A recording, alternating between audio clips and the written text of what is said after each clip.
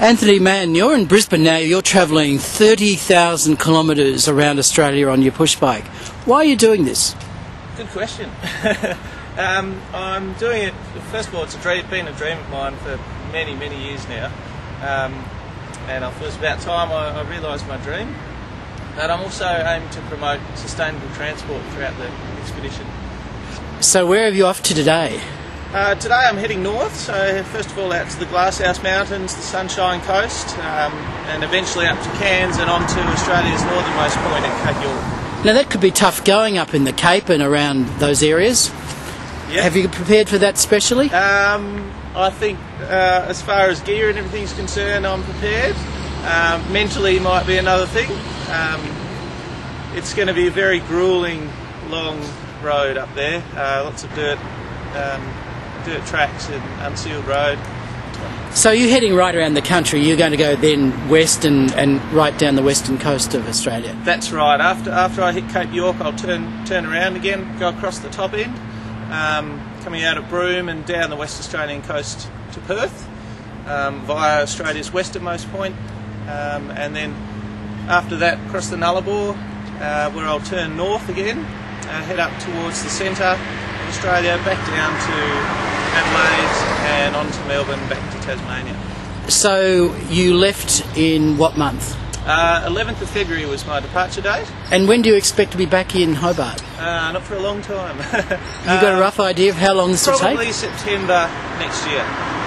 So have you taken a year off from study or work to be able to do this? Yeah, I've finished studying. I've got an honours degree in plant science, ecology, and I've been working at the University of Tasmania in that field.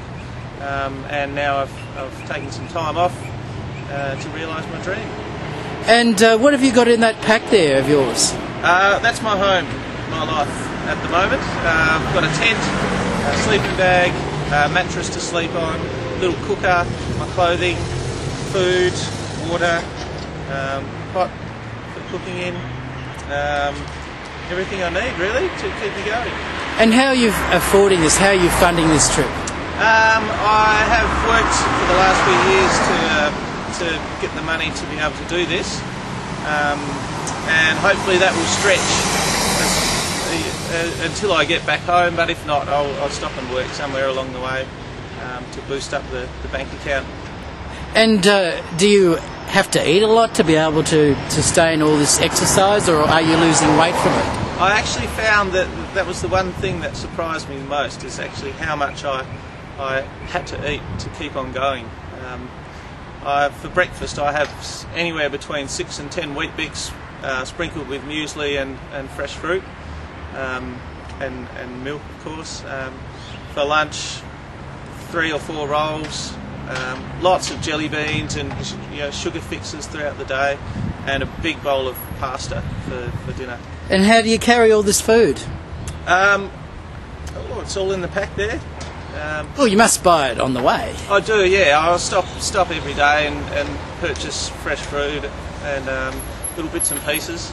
And that's going to be another hard thing about the trek across the north, is that there'll be 3 or 4 days between towns where I can buy food or I can get water, so there's going to be a lot of extra weight there in food and water to carry.